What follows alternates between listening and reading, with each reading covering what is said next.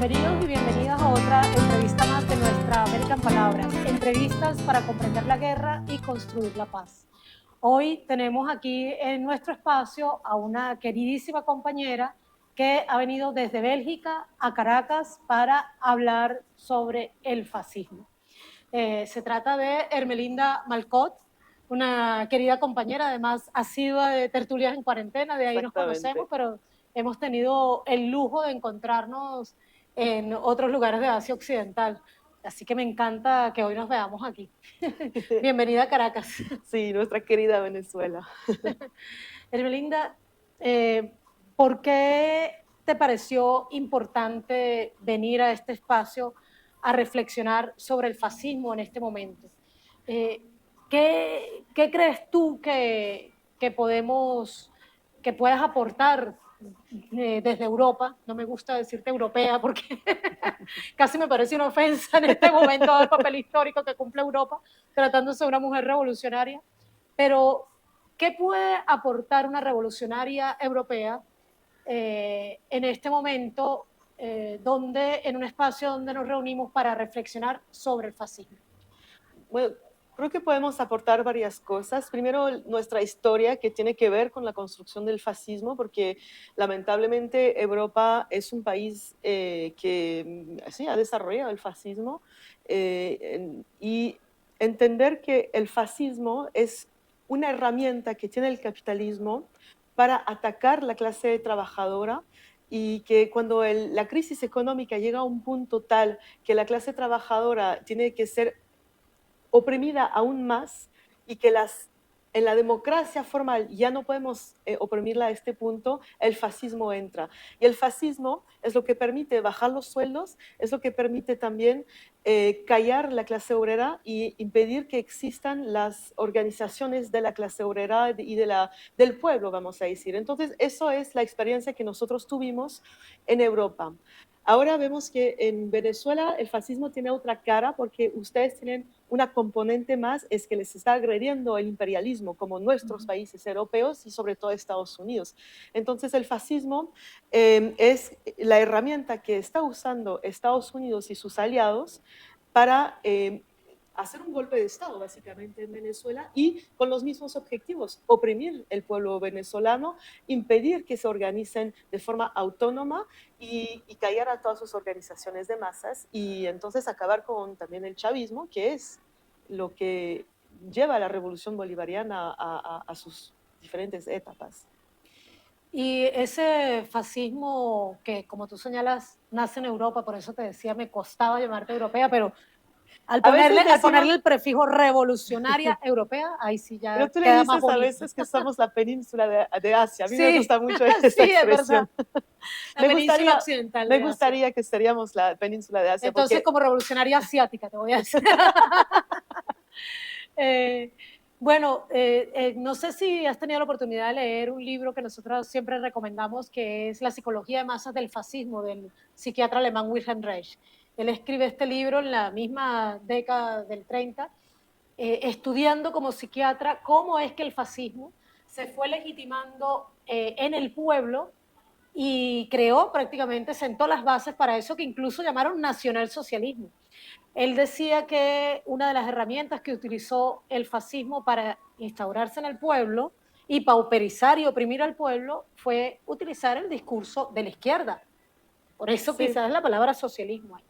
¿Siguen en Europa estos nuevos fascismos utilizando también algunos discursos de la izquierda? Porque al parecer son populares, se han venido popularizando, ¿es así? Mira, tienes varias cosas. Primero tiene el fascismo duro que existe en Europa. Ucrania es un ejemplo ejemplar, o sea, es ejemplar de esto en el sentido que vas a ver desfile nazi con saludos nazis, símbolos nazis. Te crees en los años 30 cuando ves lo que está pasando en Ucrania. Igual en los países bálticos. En Europa occidental, eso no lo vas a ver, o si se ve es de manera muy marginal y es prohibido por ley, etcétera. Entonces, lo que vas a ver es una forma de efectivamente callar muchas voces.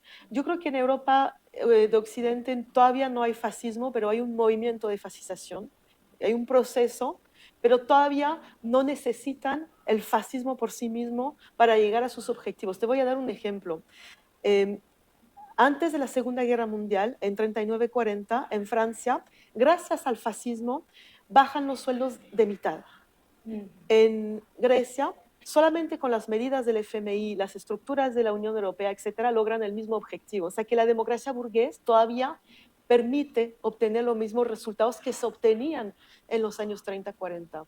Entonces, hay un proceso de fascización y como tú dices, que va por una propaganda y una instrumentalización de las mentes, que va también por impedir que podamos leer RT, la censura. Vemos que se encarceló a Pavel Durov de Telegram. Están cerrando más y más espacios de expresión.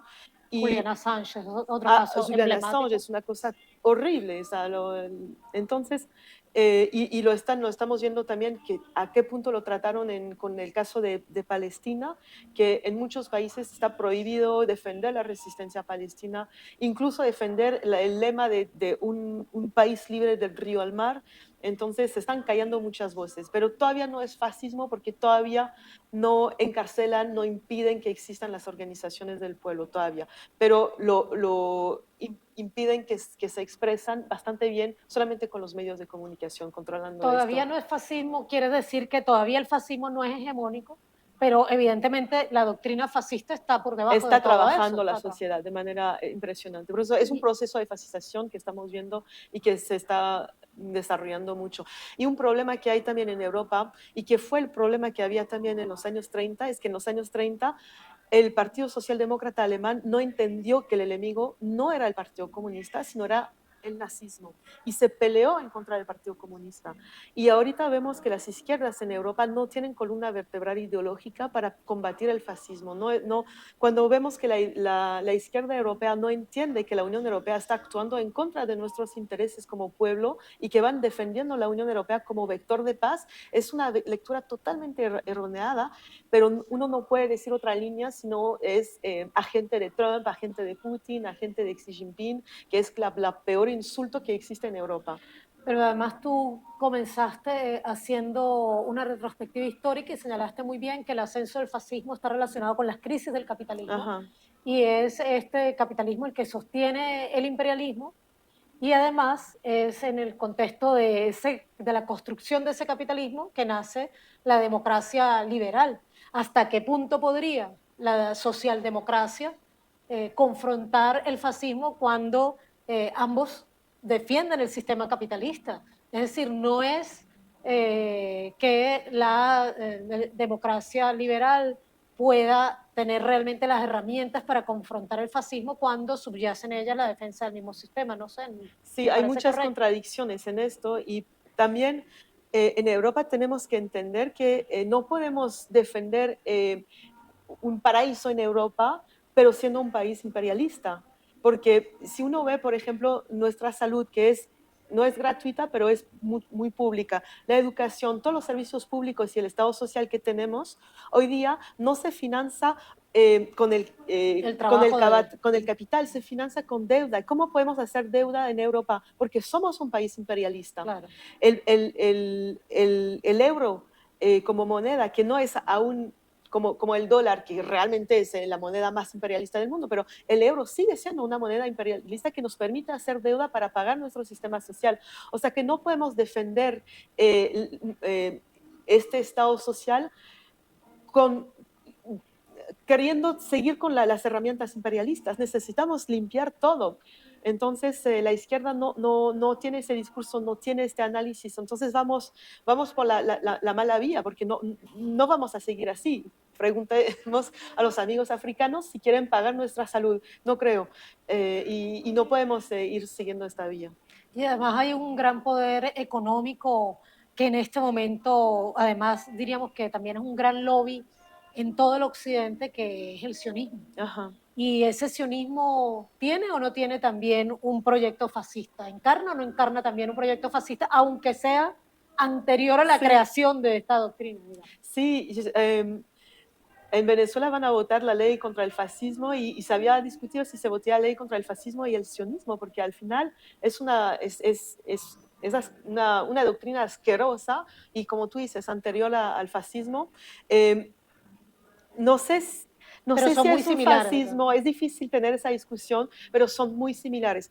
Eh, Tiene que ver con el colonialismo y seguir con esta política colonial, hasta ir hasta el genocidio, impedir que existan las organizaciones del pueblo palestino, impedir que el pueblo palestino pueda vivir de manera digna. Todos esos son elementos que son también del fascismo, o Y sea la que defensa del sistema capitalista, absolutamente, claro. sí. O sea que Y de lo los podemos, intereses de Estados Unidos en la región de Asia Occidental. claro, de Estados Unidos y de Europa también, Sí, sí, claro. porque también ahí está toda la OTAN Sí, sí, sí. empujándose. Si lo viéramos así, podríamos ubicar un eje antifascista en el mundo, ¿no? Y tendríamos que incluir a Palestina Absolutamente.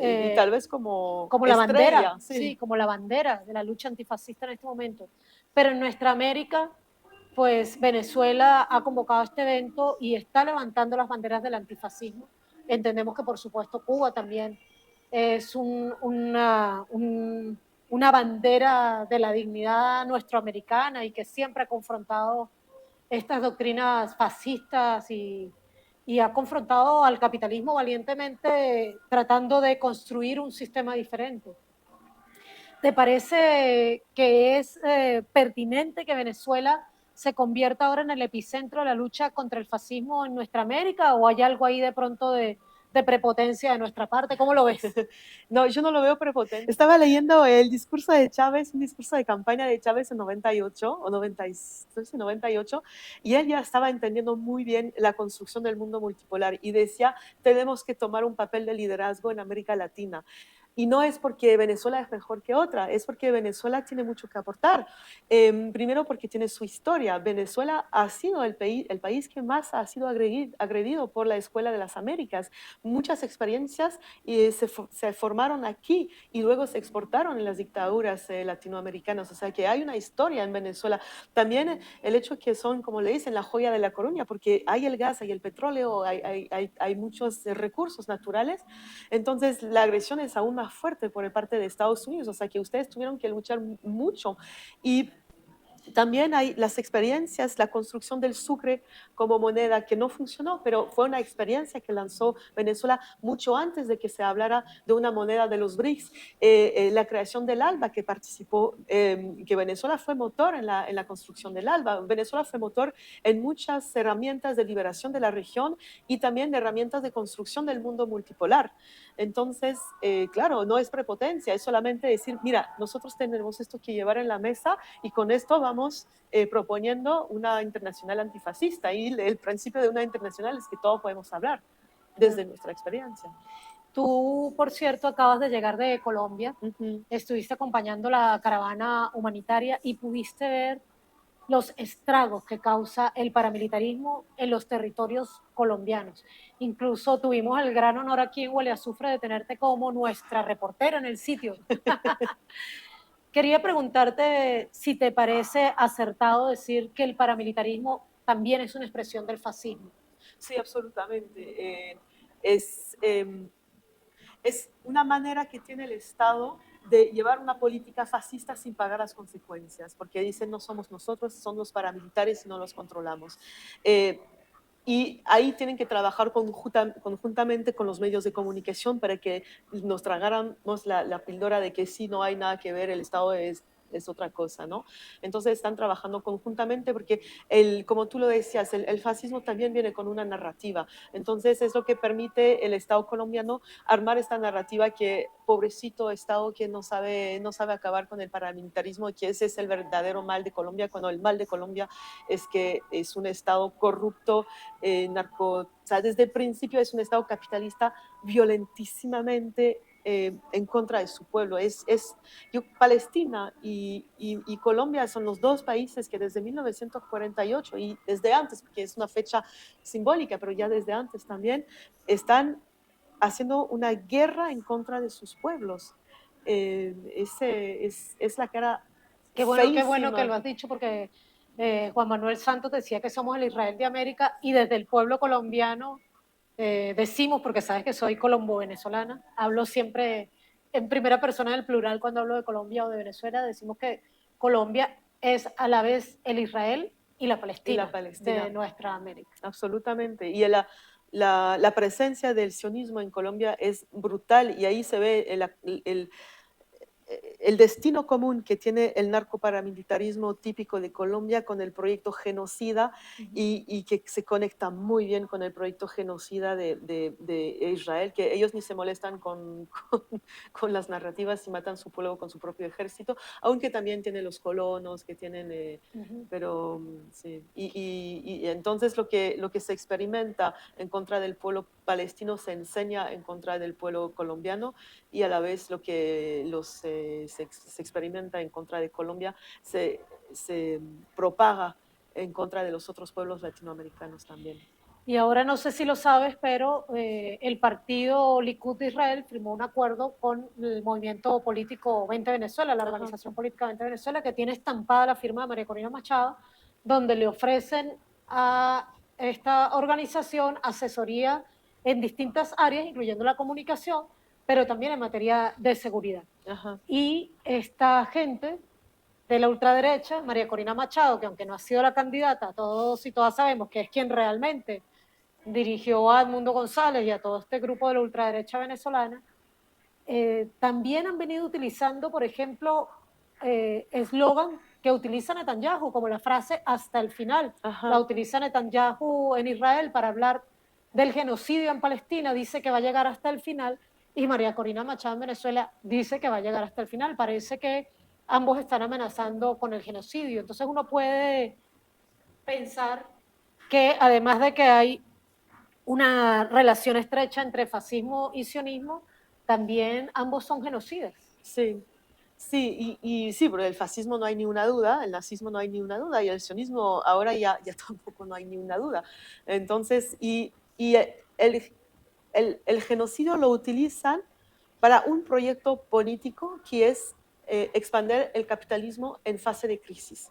Y en fase de crisis el capitalismo necesita oprimir más, no puede dejar ni un espacio de libertad, de felicidad, necesita que todo sea encerrado para que poner el pueblo a trabajar para ellos y a sacarle todo lo que puede. Y eso no se hace sin violencia extrema, sobre todo en pueblos como el venezolano o el colombiano, que son pueblos que luchan y que tienen experiencia de lucha y organizaciones para luchar.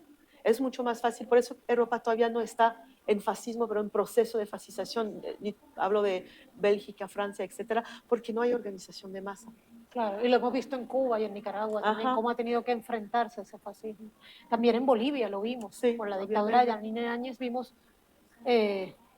bueno, por cierto, estamos a pocas horas también de que murió otro fascista de nuestra América, que es Alberto Fujimori, fascista, genocida, un hombre además que llegó al extremo de esterilizar de manera forzada a miles de mujeres pobres por el delito de ser pobres, además de todo, pues diríamos que un hombre sumamente machista, una terrible expresión del patriarcado. Pero viendo todo esto que nos has contado, entonces yo me atrevería a sintetizar diciendo que ser antifascista es defender la vida. ¿Lo ves de ese modo tan grave o...? Sí, absolutamente, es defender la vida y también de manera política es ser anticapitalista también, es acabar con el capitalismo. ¿No se podría ser antifascista y procapitalista? No, no, porque el capitalismo siempre nos va a llevar a fases de fascismo, porque el capitalismo lleva a crisis, no hay capitalismo sin crisis y no hay crisis sin fascismo. Correcto. Qué mejor conclusión que esa. Muchísimas gracias, querida Hermelinda. Bienvenida siempre aquí a nuestro país y ojalá nos sigamos encontrando muchas veces más en Caracas y en muchos otros lugares del mundo. Sí, para llevar la lucha antifascista. Correcto. Un gran abrazo, querida compañera. Gracias por estar aquí en nuestro espacio. Y bueno, a quienes nos han acompañado el día de hoy, pues sigan viendo Hermelinda. Hermelinda, ¿tú tienes canales? Sí, tengo un canal en Telegram, Hermelinda Malcote, pero soy muy mala en redes sociales. Bueno, pero la pueden ver, además de aquí, que nos hace también algunos apoyos a Huele Azufre, como buena mujer revolucionaria sumamente solidaria. También la pueden ver en Tertulias en Cuarentena, donde aparece continuamente acompañada del querido compañero Chema Sánchez. Bueno, muchísimas gracias por acompañarnos y será hasta una nueva entrevista de Nuestra América en Palabras. Entrevistas para comprender la guerra y construir